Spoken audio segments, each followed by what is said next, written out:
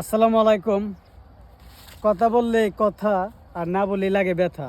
তো একটা কথা বলতেই হয় যে আমরা বর্তমান যে বাংলাদেশে আছি, এটা একটা গণতন্ত্রের বাতাস বইতেছে।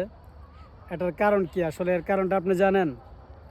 এর একটা কারণ, এক দলে বলতেছে যে আমাদেরকে ফ্যামিলি কার্ড দিবে, অন্য দল বলতেছে জান্নাতের টিকিট দিবে, আরও দল আরও অনেক কিছু বলতেছে।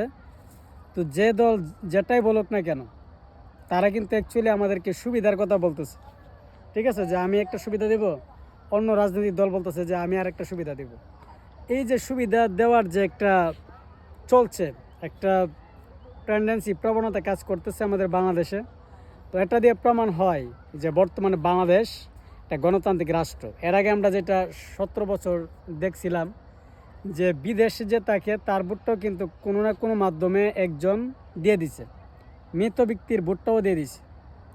এখন তো দেখা যাচ্ছে বিভিন্ন দেশে, মিডল ইস্ট বলেন, যেখানেই বলেন, প্রবাসীরা কিন্তু ভোট কিন্তু তারা দিচ্ছে।